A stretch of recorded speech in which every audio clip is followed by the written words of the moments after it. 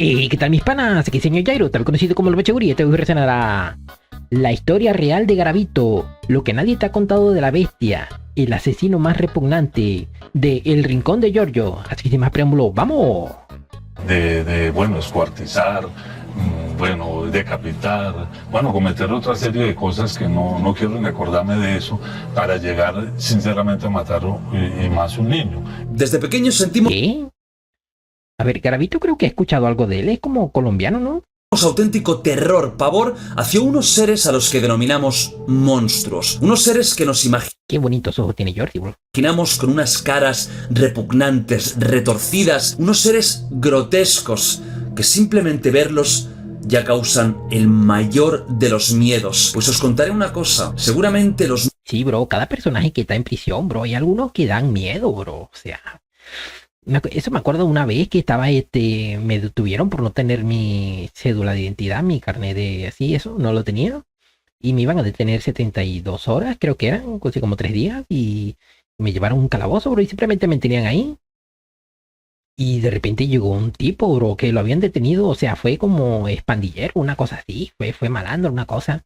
Y el main tenía una cara de loco, man, más que nada porque tenía un disparo en la cabeza, bro, que sobrevivió yo no sé de qué manera, bro. Guau, me soltaron al poco tiempo, menos mal que no tuve que estar con él, pero bro. monstruos más terribles, los que os tendrían que dar más miedo, no tienen rostros deformes, no son seres repugnantes físicamente, no te das ni cuenta de lo terribles que son.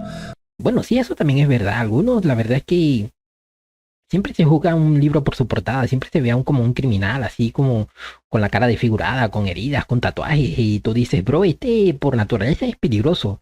Pero luego hay algunos que tú lo ves y tú dices, bro, este podría ser mi compañero de trabajo, podría ser mi profesor de matemática, de física o algo, y la realidad es que es un psicópata que, bro, que tiene una historia muy profunda, muy oscura. Porque muchos de ellos, porque Ella, muchos... Porque muchos inclusivo. de ellos caminan entre nosotros, porque están cruzando la esquina, porque trabajan en la panadería a la que cada día vas. Muchos monstruos, seguramente los más peligrosos, los más terribles, son monstruos invisibles. Y nunca jamás sabrás de ellos hasta que alguien los descubra, y entonces se abre la puerta al abismo, se abre la caja de Pandora y nos da... Sí, bro, es que es eso también, bro. O sea, en Estados Unidos la cantidad de casos que se han descubierto y se han plasmado de gente que vive una vida tranquila, normal, es bueno con sus vecinos y luego ocurre una cosa que lo descubren y luego resulta que fue un asesino serial o un psicópata o que tenía unos trastornos muy, muy jodidos.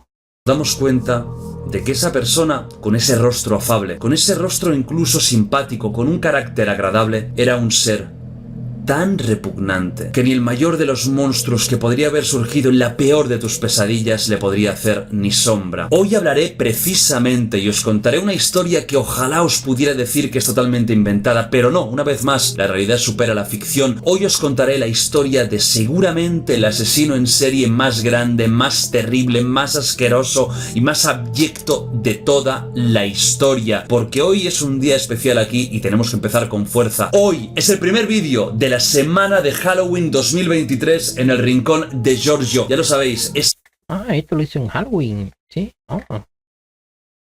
tradición en mi canal, es tradición en internet que cada semana en la que está Halloween yo os hago una semana repleta de contenido terrorífico aquí en el Rincón de Giorgio. Tenéis en la descripción del vídeo la agenda de todo lo que va a pasar en esta semana, que espero que por una parte os entretenga y por otra parte os aterrorice. Simplemente avisaros de que este viernes 3 de noviembre a las 11 de la noche, hora española, estaré aquí en este canal en directo, en un stream que espero que sea terrorífico y espero realmente que lo paséis muy mal. Y una vez puesto en contexto este vídeo dentro de la semana de Halloween 2023, el primero, y comenzamos muy fuerte, vamos a la presentación de lo que vamos a hablar hoy. Luis Alfredo Garavito, conocido mundialmente como La Bestia, si no el peor asesino en serie de toda la historia, está muy cerca de serlo, porque no es que tan solo matara a casi 200 personas que se sepan,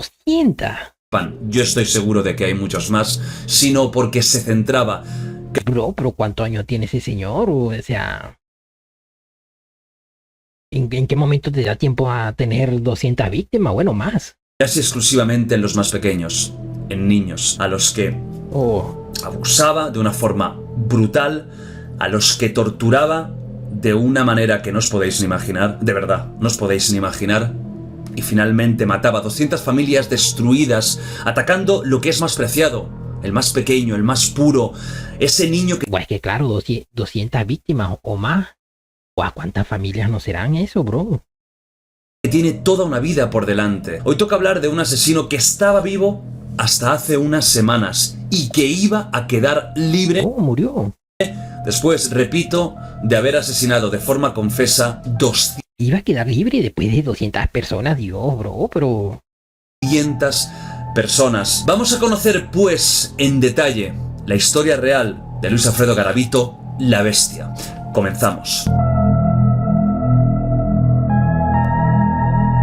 Luis Alfredo Garavito nace en Génova, Colombia, un 25 de enero del año 1957, el mayor de 7 hermanos, sus padres Manuel Antonio Garavito y Rosa Delia Cubillos. Del padre hablaremos porque yo creo que es muy importante en esta historia y de alguna forma podemos explicar buena parte del comportamiento totalmente anómalo y de esa visión destructora de Garavito, de esa visión tan indescriptible que lo llevaría a hacer muchas de las cosas que acabó haciendo. De la madre realmente hay poca información, más allá de que era una persona totalmente controlada y anulada por el marido y de que no fue una madre cariñosa, madre bastante ausente, no estaba por sus hijos y quizás no les dio ni la educación, ni el amor, ni la comprensión que se merecían. De la madre, como os digo, Guau, ya empieza con problemas desde la casa, bro. no sabemos mucho más, pero sí sabemos del padre, figura fundamental en la vida de Garavito, un padre abusador, maltratador, alcohólico, pegaba a todos en la familia, por supuesto a él, a su propia mujer, incluso estando embarazada. Guay, lo jodido es que en Latinoamérica es que no es tan común, pero sí es como que a veces fácil el encontrar una familia, un núcleo familiar así que esté así totalmente jodido, bro. Un padre así como que abusador, golpeador, alcohólico, y es como que hasta a veces a un punto un poquito normal verlo, bro. Garavito recordaba que cuando su padre entraba en casa y daba un golpe con la puerta para cerrarla, sabía que iba a haber problemas. Buah. En muchísimas ocasiones veía en primera persona cómo el padre abusaba y maltrataba a la madre. Hay un día, una escena que le marcó, y es cuando el padre sacó una navaja y llegó incluso a apuñalar a su madre estando embarazada. ¿Qué? Garavito se puso en medio para defenderla. Bro. Pero esto pero ultra jodido. También recibió O sea, ¿cómo apuñalas a tu esposa embarazada, bro? O sea, ahí ya no es simplemente alcohol, debe haber hasta drogas. Bro. lo suyo, recibió una paliza, y esto podría Bueno, a ver, es Colombia, seguramente algo por ahí había.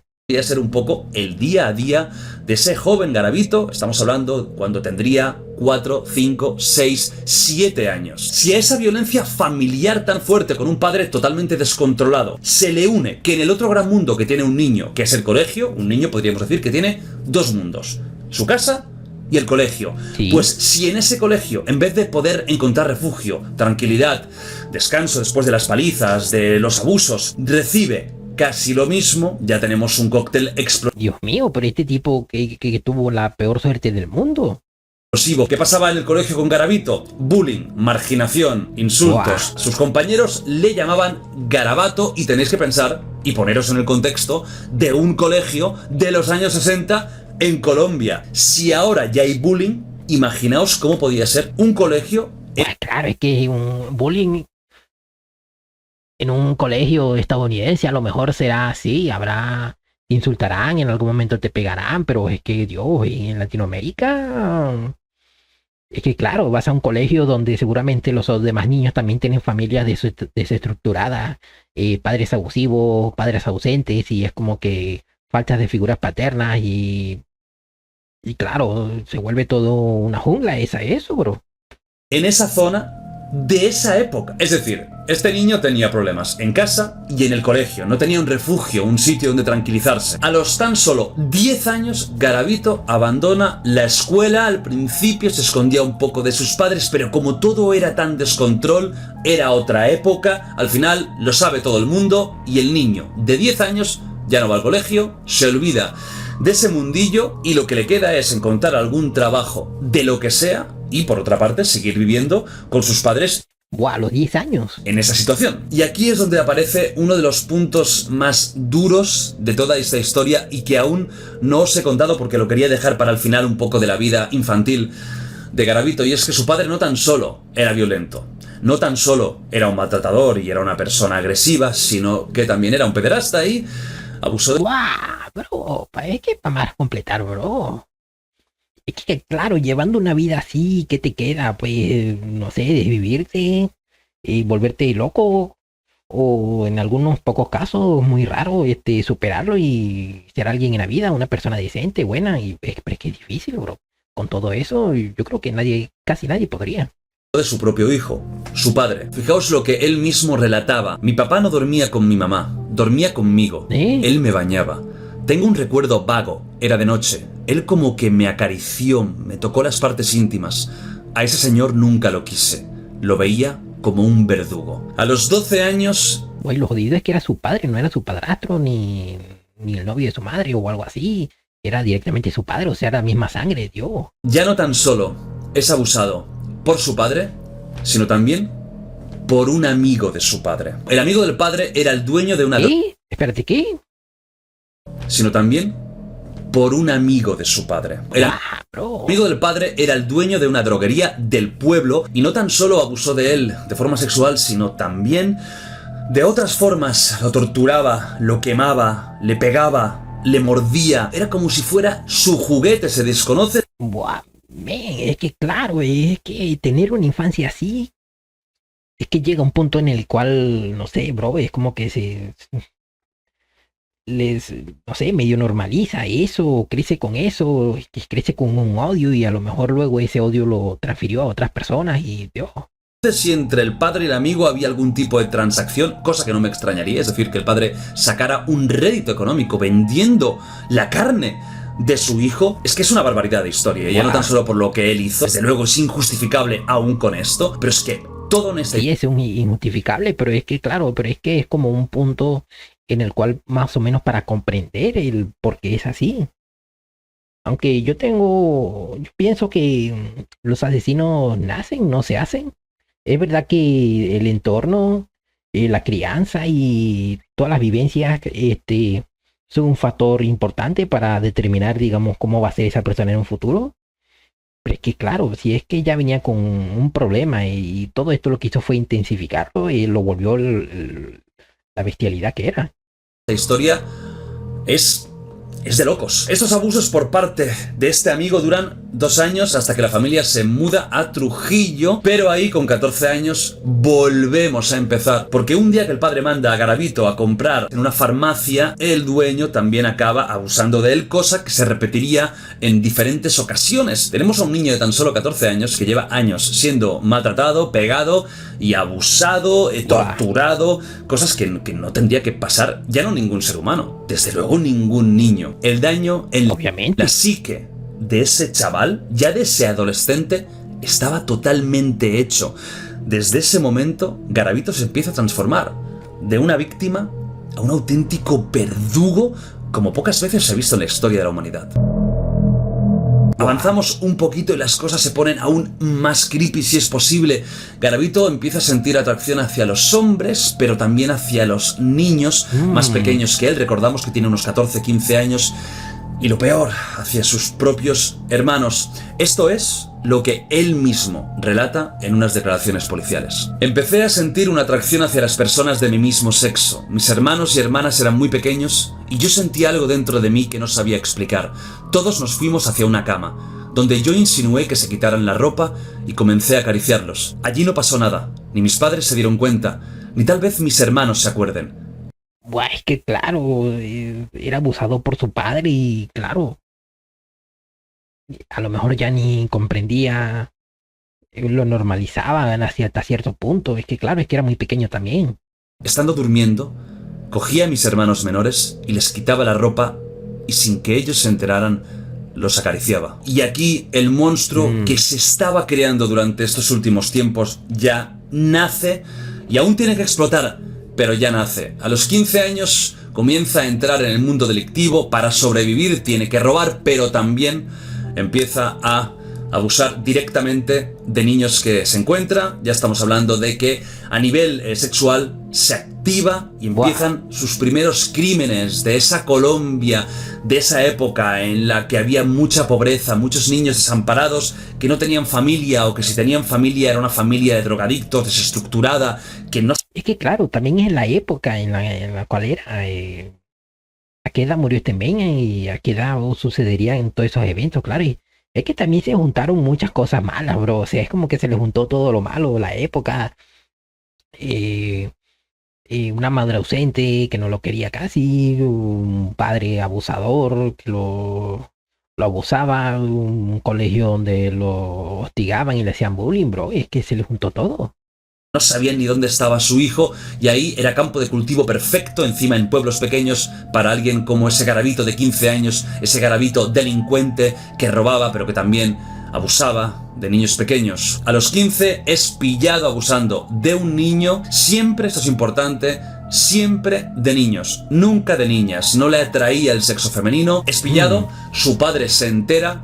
Y su padre, fijaos qué hipocresía tan terrible, su padre entra en cólera. Y no entra en cólera por el hecho de que ha abusado de un niño.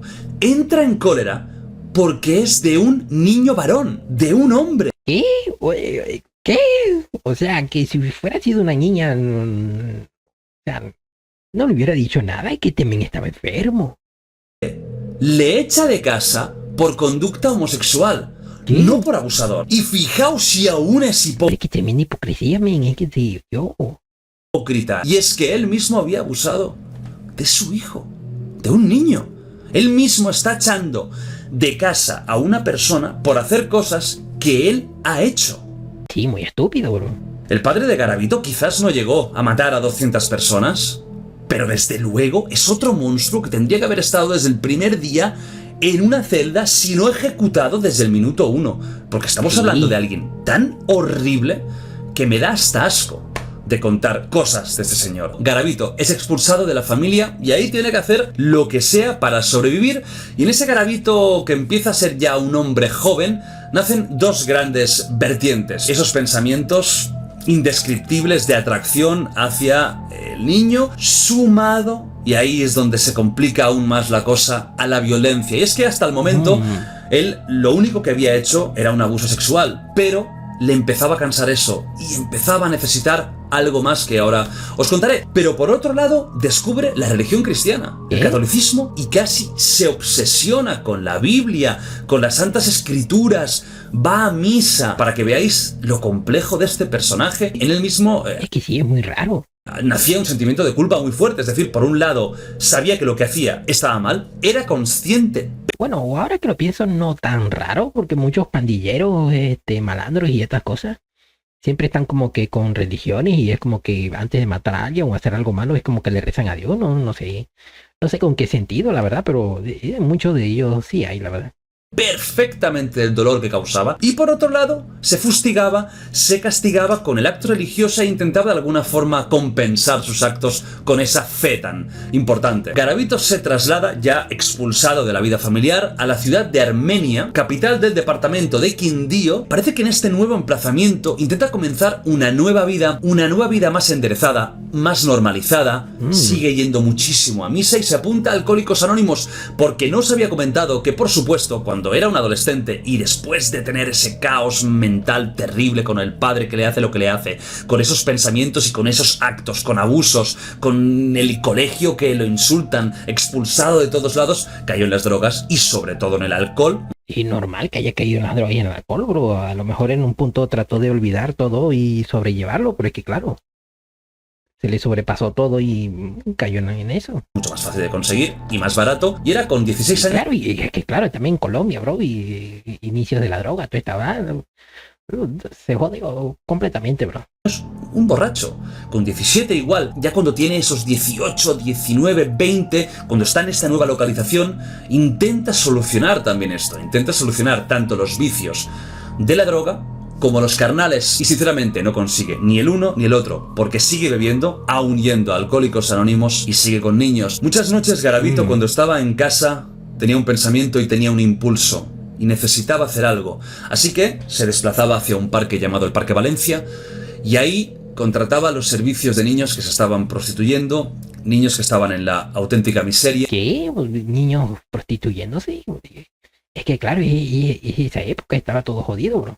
Y que de alguna forma les saciaban sus instintos más asquerosos, así que todo era fachada. Por fuera intentaba dar la apariencia de persona que está reconstruyéndose, dejando atrás esa vida tan loca, pero por dentro seguía siendo el mismo monstruo. Encuentra trabajo en un supermercado y un día trabajando ahí conoce a una mujer. Garavito había tenido poquísimas interacciones con las mujeres. Por una parte, no le atraían, y por otra parte, las mujeres no se sentían atraídas por él, entonces no había demasiado contacto. Conoce a una mujer llamada Claudia, que llegaría a ser su pareja. Y le vamos a añadir aún más jodienda al tema, y es que Claudia tenía hijos, tenía 2 niños. No. Podéis imaginaros aquí lo que pasa, ¿no? O Sí, lo que puede pasar, no. pues no. Parece ser que son de los pocos niños a los que Garavito le tenía, de alguna forma, un cariño genuino, un respeto genuino, y que se sepa, no hizo ni intentó hacer nada con ellos, con los hijos de Menos mal. Claudia, a la que por cierto tampoco nunca tocó, nunca tuvieron relaciones sexuales. ¿Sí? Él mismo lo confiesa, de que tenía una impotencia absoluta con ella, no había atracción, no había líbido, porque le seguía gustando lo que le seguía gustando. Entonces era casi... Pero ¿cómo mantienes una relación así? O sea, si no había relaciones sexuales, o sea, no lo sé, a lo mejor la mujer tenía una ideología de estas antiguas, típica de relación, donde no las relaciones no eran importantes, sino simplemente el estar ahí y ya. algo para aparentar. Repito, ahí estaba construyendo de alguna forma una nueva vida, una vida de apariencias. Y esto es muy importante cuando empiecen los crímenes. Y es que Garavito era una persona muy inteligente, peligrosamente inteligente, no por la cultura que tenía, sino por cómo sabía moverse. Maestro del disfraz, maestro del engaño. Una persona que podía convencer a niños de ciertas cosas, siendo él un hombre mayor que aparecía. Y el tío era muy listo, era muy espabilado, que si le dabas un dedo, te agarraba hasta el hombro. En este momento... Es que se lo jodido, las personas así con labia, que hay mucha gente así que tiene esa facilidad de acercarte hacia ti y convencerte de cualquier cosa, bro. O sea, o como que te cae bien simplemente cómo te habla, cómo interactúa contigo, y bro, y si le combinas eso con ser un loco psicópata, bro, es horrible. Momento es cuando empieza a explotar el monstruo. El monstruo ya se había construido, ya lo teníamos ahí, un abusador, maltratador, pero aquí ya empieza la explosión gigantesca, porque él ya no tan solo se saciaba con el acto sexual, sino que necesitaba tortura, sangre. De alguna forma había asociado el concepto de amar a alguien, de tener sexo con esa persona, con hacerle daño. Y aquí es cuando se le puede empezar a descontrolar la situación completamente, porque ya no es alguien que contrata los servicios de un niño, sino que es alguien que no tan solo contrata esos servicios, sino que le pega, le produce cortes, le asfixia, le quema, etc. Pero es que cuando lleva un tiempo ya realizando estos actos, sumando la violencia con el sexo, ve que tampoco se sacia y necesita el último paso, el asesinato. Aquí nace la bestia. Déjame darle un trago a esto, porque lo que se viene ahora es jodido y es denso. Viajamos al año 1992, año del primer asesinato de Luis Alfredo Garavito, de la bestia. La bestia está en un parque bebiendo y ve a un niño pequeño, un niño llamado Juan Carlos. Lo ve, le nace el impulso de abusar de él, lo rapta, y cuando saca el cuchillo y empieza a pasárselo por la cara, recordad que aquí ya necesitaba violencia, ya necesitaba sangre, algo de sangre, ni que fuera una voz en su cabeza, pero no una voz como si fuera una persona con un brote psicótico, otro tipo de voz, quizás una voz más interna, le dice que lo mate porque después de eso van a venir cosas muy buenas. Os voy a leer literalmente lo que dijo Buah, cuando empiezan con esas cosas todo se tuerce, pero demasiado. No sé si lo hacen como por alguna excusa para justificar los actos que hacían o es que de verdad, no sé, un demonio les decía que hiciese esas cosas, bro. Garavito en una declaración: me transporté a mi infancia y sentí mucho odio, mas los niños que yo llevaba nunca antes los mataba. Y es allí donde cojo a este menor, empiezo a tasajearlo con una cuchilla y se apodera de mí algo extraño que me decía: mate, que con matar ya venga muchas cosas. Fue así como yo procedí a matarlo. Buah. Así fue mi primera muerte. Esto despierta en Garavito algo que ojalá nunca hubiera despertado, y era una ansia terrible de matar. Para que entendáis la magnitud de este personaje, desde este año 92 que empieza a matar, hasta el 99 en el que al final consiguen pillarlo, mata a casi 200 niños. Los datos son aquí un poco borrosos. Consiguen pillarlo, mata Espérate, Dios que empieza a matar. Hasta el 99 en el que al final... ¿desde qué? Desde este año 92 que empieza a matar. Desde el 92 Hasta el 99 en el que al final hasta el 99. consiguen pillarlo, mata a casi 200 niños. Los datos... 200 niños en 7 años, más o menos, sí, 7 años. 200, bueno, más, pero que son como 25 por año, 50, pero es que es demasiado. Son aquí un poco borrosos porque hay datos de 170, de más de 200, de 100. También a veces cambian mucho sus propias declaraciones. Él tiene épocas que no recuerda demasiado o que tiene confusiones. No se han encontrado, por supuesto, todos los cadáveres. Hay gente que dice que podríamos estar hablando de 300, de 400. No se sabe. Guau, pero es que 400 es jodido. Pero más o menos el consenso es que estaríamos cerca a los 200. Pues O imagínate. sea, que una persona haya acabado con de entre 200, 300, 400 personas, digo, ¿qué es eso? Yo creo que ni un ejército de algún país en tan poco tiempo hace eso. Bueno, a lo mejor sí, pero una sola persona, digo, Imaginaos, en esos 7 años aproximadamente mata a 200 niños, pero es que no tan solo eso. Ya en los años anteriores se calcula que podría haber estado no matando, pero sí violando a un niño por mes. Es que es, de verdad, un monstruo como yo creo que jamás he hablado aquí en este canal. Y aquí he hablado de gente como Jeffrey Dahmer, como Richard Ramírez. Pero sinceramente, lo que este tío llegó a hacer es incomparable. Por suerte, porque solo hay uno. De verdad que cuando más investigaba, más sorprendido me sentía. Su nivel de maldad supera todos los récords. Cuando empieza a matar, como digo, se despierta en él algo inexplicable, inenarrable. Ya no tan solo necesita tener actos con esos chavales, sino que también necesita hacerles de todo. Y estoy hablando de todo, desde abrirlos en canal, necrofilia, diferentes tipos de torturas, en algunos casos muy largas. Estoy hablando de torturas que duraban horas y horas con niños pequeños a los que les iba cortando partes, dedos. En muchos casos los acababa decapitando. Se quedaba horas con esos cadáveres, llegando incluso ya en una etapa más posterior, porque fue evolucionando, digamos, como monstruo, en los que practicaba incluso rituales satánicos con los cuerpos. O sea, ¿y no era religioso? ¿Y en qué momento saltó al satanismo? Llegó al satanismo, recordemos, una persona que luego se fustigaba y se pegaba en una iglesia. Esa ambivalencia que es alucinante, ¿no? Y su locura ya no tan solo era con esa tortura y con el asesinato, sino también en ciertos fetiches, como por ejemplo una libretita, un cuaderno azul que tenía, en el que algunos dicen que apuntaba los nombres, pero él mismo dijo que apuntaba sino más bien fechas y direcciones de dónde había hecho lo que había hecho. Eso es como muy de psicópata, ¿no? El hecho de anotar el nombre de tus víctimas o fechas o como que características de las víctimas, como que 24 de marzo, rubio y hermoso, y 7 de abril, no sé qué, castaño y no sé qué, o cosas así, bro. Coleccionaba fotos de los niños, sobre todo carnets de colegio, los que estaban escolarizados, porque ahora contaré que la mayoría de los niños a los que raptaba y luego mataba no eran niños escolarizados, sino que eran niños que estaban en la más absoluta pobreza. Regresaba a las escenas donde había secuestrado a... Claro, es que es eso también, si iba por niños pobres, claro, lo raptaba, lo secuestraba y a lo mejor no tenían una familia que los reclamase o se preocupasen porque ha desaparecido o algo. Claro, es que también es la época, todo eso, guay, es que se le dio todo, bro, para que hiciese todas esas maldades, bro. Al niño o donde los había matado, pero no hacía nada más que estar allí, en silencio, observando, recordando, pensando. Era un tío que, como os he dicho antes, de tonto no tenía un pelo. Era súper listo.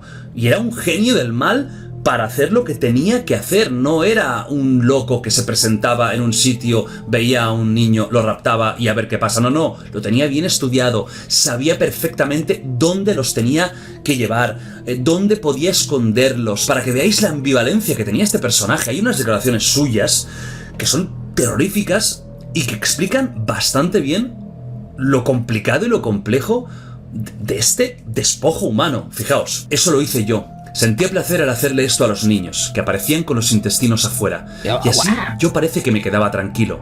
Claro que pensaba, ese placer fue a costa del dolor de todos estos angelitos. Como digo yo, lo titularía El silencio de los inocentes. Estando matando niños, me vi esa película como 5 veces. El tío se sentía identificado con alguien como el puto Aníbal Lecter del Silencio de los Corderos con lo que estaba haciendo. Aníbal Lecter era alguien muy jodido, pero creo que se queda a la altura del betún si lo comparamos con lo que llegaba a hacer Garavito. En todo caso, Aníbal Lecter en la ficción tendría que haber dicho que se veía reflejado en algo de Garavito y no al revés, porque desde luego uno era mucho... Pues que claro, es que el otro era un personaje de ficción y este era jodido. Peor que el otro. ¿Cómo era el modus operandi de Garavito? Para empezar, era un maestro del disfraz. Sombreros, pelucas, gafas, barbas, mostachos... Buah, sí cambiaba, bro. O sea, era como que una persona diferente cada vez. Buah. Podía pasar por... Buah, lo que es la mente de un psicópata, bro, para ideárselas para cómo acabar con gente y sin ser descubierto. 20 personas diferentes en un simple mes para conseguir sus víctimas. Luego estaba su simpatía natural y su físico poco impresionante. Es decir, no era alguien que tuvieras y que diera miedo. Tenía una voz muy bonita, tenía una forma de hablar pausada, tranquila, que daba confianza. Y esto lo podemos ver, por ejemplo, en la entrevista que George Istiaga hizo con Garavito. Entrevista maravillosa que yo os recomiendo que veáis y que luego hablaré de esa entrevista. Pues que claro, eso lo fingiría también, o sea, fingiría un tono de voz calmado, se aprendería todo eso como para intentar caerle bien a los niños. Es que claro, eso, si todo eso era fingido y digamos que lo transformó a esa manera para hacer todo eso, es que es jodido. Y entonces el men sí era, digamos, inteligente y sabía manipular a los niños, a las personas. Porque me gustaría hacer algo con ella, pero bueno, os voy a pedir también un poco a vosotros opinión, ¿no? Conocía muchos sitios, bosques, claros apartados, arroyos donde nunca había nadie. El tío tenía toda una infraestructura de sitios donde ir completamente apartados, completamente vacíos, que es lo que nos choca quizás a muchos, pero también muchos vivimos en ciudades o en núcleos urbanos, por lo que no estamos acostumbrados a sitios densos de vegetación o sitios en los que hay una cabaña a 20 kilómetros de la siguiente. Pero Colombia tiene muchas zonas así. Y el tío investigaba, y el tío miraba, y el tío no era un impulsivo que de primeras ya atacaba, sino que tenía hecha su estrategia para que no lo pillaran. Además, de vez en cuando hablaba con los de Alcohólicos Anónimos. Sí, estos suelen ser los peligrosos, los que ya saben, conocen el terreno, saben dónde viven, saben dónde no hay mucho tráfico de personas y vainas así, donde puedan saber que es fácil deshacerse de un cuerpo o esconder algo, bro. Hablaba con psiquiatras, se hacía la víctima, cuando había sospechas sabía perfectamente engañar y que no pasara nada y que dijeran este tipo es incapaz de hacer daño a nadie. Pero incluso alguien tan estratégico como él a veces cometía errores. Por ejemplo, un día estaba bebiendo su aperitivo favorito, que era el aperitivo de la corte, vio a un niño, lo engañó y lo llevó pues a una zona más o menos apartada, y cuando quería empezar a hacer maldades olía algo raro, muy mal, muy fuerte. Pues resulta que en ese mismo sitio ya había matado a varios niños y estaban ahí sus cadáveres. Y no se había dado cuenta o no se había acordado de que en esa zona ya había ido más de una vez y que ese mal olor eran los cadáveres, que seguramente no estarían enterrados a mucha profundidad. De hecho, uno de los olores más fuertes que existen y más desagradables es el olor a descomposición humana. Es un olor que las personas que por desgracia han tenido que vivir situaciones en las que lo han tenido cerca, todo el mundo dice que es horrible, que dan arcadas y que las primeras veces es muy jodido de aguantar. Pues Garavito empezó a notar ese olor porque era una zona en la que ya había llevado a gente. Es que mataba mucho. Es que su nivel de asesino en serie casi nunca se ha visto. La gran mayoría de crímenes de Garavito fueron en Colombia, aunque él mismo ha reconocido que también actuó en Ecuador y en Venezuela, y no sabemos... ¿En Venezuela estuvo aquí este maldito? Si en algún otro país, pero que él haya reconocido Colombia, Ecuador y Venezuela. ¿Cuál era el perfil de las víctimas de Garavito? Pues eran niños, todos varones, de entre unos 6 y 13 años aproximadamente. Buah, pero es que soy muy joven, bro, eso es... Buah, pero muy pequeños. Que fueran agraciados físicamente, y muchos de ellos eran muy pobres, huérfanos, campesinos, gente sin recursos, niños que se encontraban por la calle que no tenían... Pues que claro, y en Latinoamérica con todo el nivel de pobreza y de gente viviendo mal y niños viviendo en la calle, pues que claro, es que también tenía servido toda una posibilidad de oportunidades, bro, para hacer sus maldades.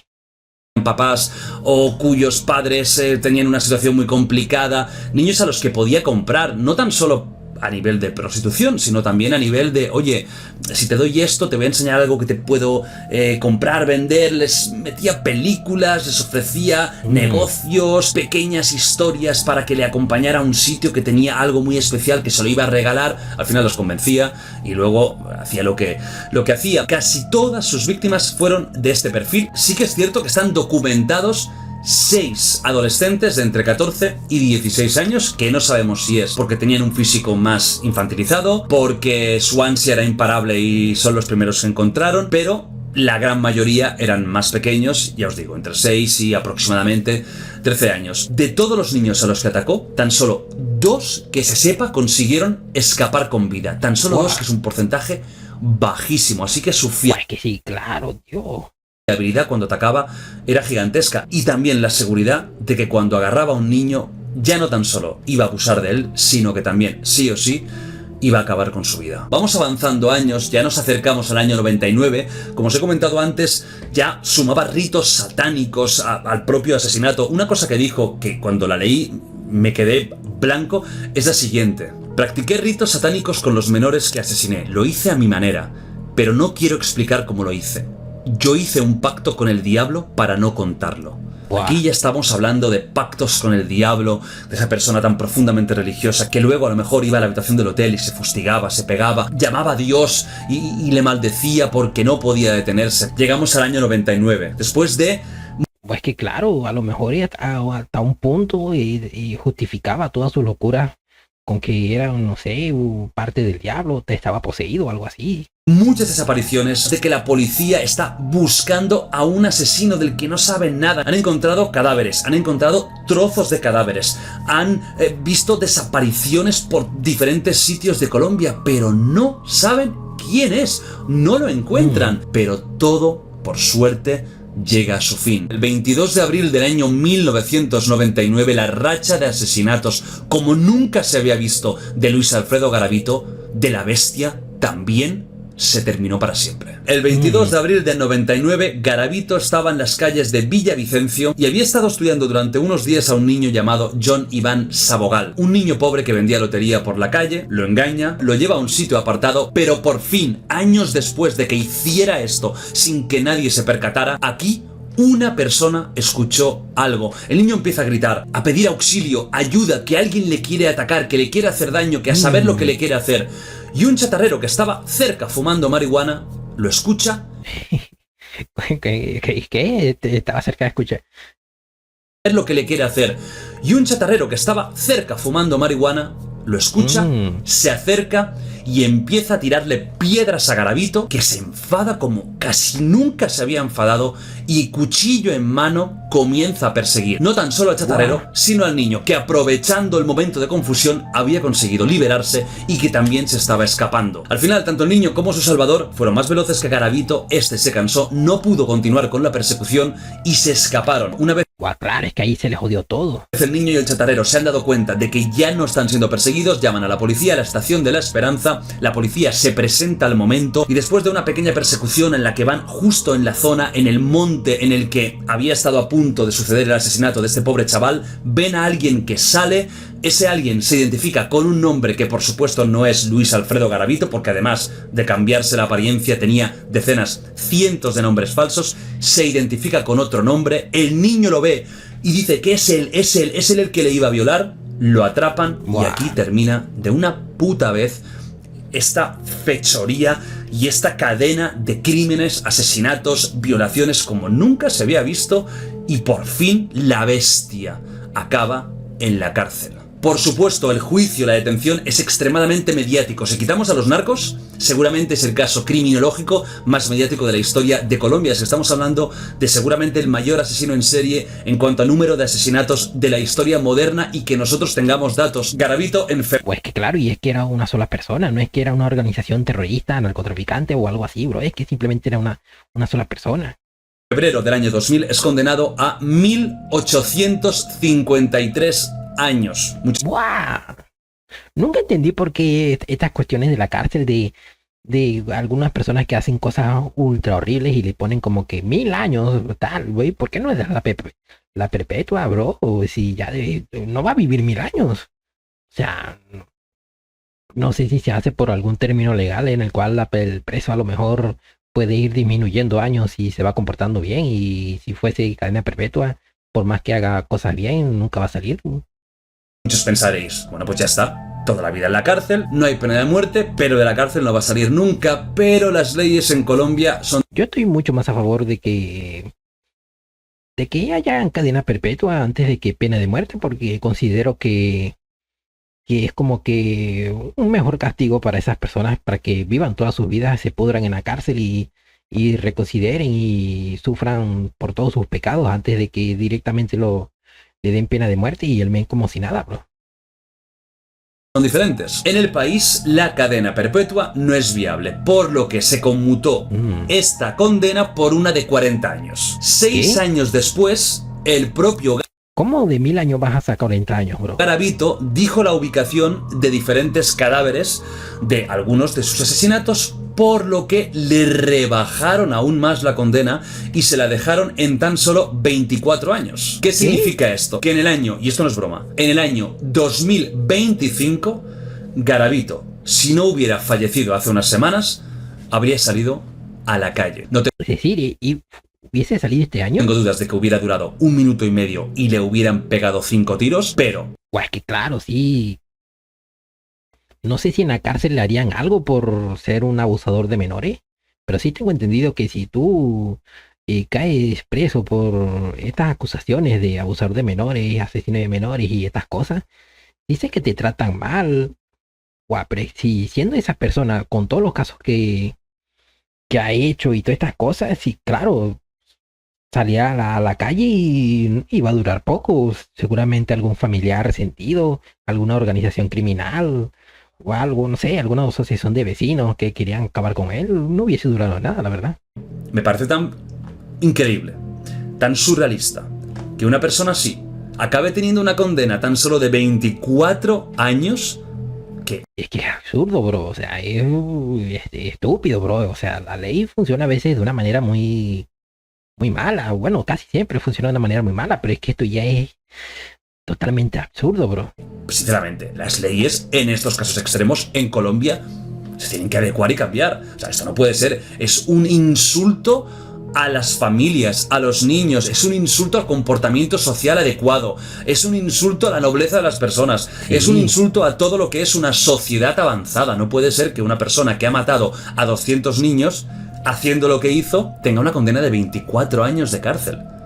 Es que no tiene ningún sentido, es que es insultante, sinceramente. De Garavito en la cárcel se sabe que, a raíz de todo lo que había hecho, hubiera durado 1 minuto, por lo que se pasó. toda su condena solo y que en los últimos años pues tenía leucemia, tuvo un cáncer en el ojo, que es la causa definitiva de su fallecimiento, y a los 66 años acabó muriendo por fin, porque ojalá no hubiera ni nacido, acabó muriendo por fin la bestia, Luis Alfredo Garavito. En la cárcel a veces dio entrevistas, y una de las mejores que yo he visto sin duda es la de Jon Sistiaga, que es una entrevista maravillosa. ¿Y qué es lo que os quería pedir? ¿Queréis que haga, como hice con Richard Ramírez, como hice con Jeffrey Dahmer, un análisis psicológico de la entrevista de Sistiaga aquí en el Rincón de Giorgio? Eso sería para después de Halloween. Si este vídeo veo que tiene muchos, yo qué sé, likes o muchos comentarios que me pedís esto, muchas visitas, que gusta mucho, que queréis más historias o más contenido de este caso, pues yo lo voy a hacer, ¿vale? Depende un poco de vosotros. Como ahora hago poco contenido en el Rincón de Giorgio, que la verdad, tengo que priorizar lo que hago y lo que no, os lo pido. Si veo que tenéis muchas ganas de un análisis de esta entrevista, con mucho movimiento de este mismo vídeo, lo voy a hacer. Si no, pues oye, hay 5000 temas más estaría bueno ver las entrevistas que tocar. Comenzamos la semana de Halloween con este caso terrible. Hemos empezado muy fuerte. Creo que junto al caso de Junko Furuta, que es verdad que es totalmente diferente, pero también lo pasé mal narrándolo e investigando, es el caso que peor lo he pasado cuando he ido viendo todo lo que hizo, la verdad. Pero bueno, también es parte. Es que sigue jodido, bro, o sea, guau. Y la cosa es que no habrá contado los detalles, porque habrá detalles muy jodidos, bro. De mi trabajo, y espero que os haya gustado la parte de entretenimiento y a la vez os haya horrorizado, y esperemos que jamás exista un monstruo así, pero os digo la verdad, van a seguir existiendo, porque mientras haya ser humano, habrá maldad. Es que sí, seguramente. Un beso enorme, mañana más contenido a la semana de Halloween 2023 y nos vamos viendo, ¿vale? A rockear siempre. A rockear siempre. Es que sí, seguramente seguirá habiendo monstruos así, y seguramente ya los existen, simplemente no lo han descubierto o no se sabe nada de ellos porque no hay evidencia, no hay pistas, no hay nada. Pero yo confío en que con el avance de la tecnología, todas estas cosas, es como que cada vez se está volviendo más difícil el que un asesino serial aparezca o siga cometiendo sus actos delictivos, y todo esto se irá reduciendo poco a poco hasta que desaparezca algún día. No lo sé, no, que desaparecer no creo, porque siempre habrá, pero sí se reducirá. Pero bueno, eso ha sido todo. Si te ha gustado, te dejo el video en la descripción para que lo veas en mi reacción. No te olvides comentar, like, suscribirte y nos vemos en el siguiente video. Chao, chao.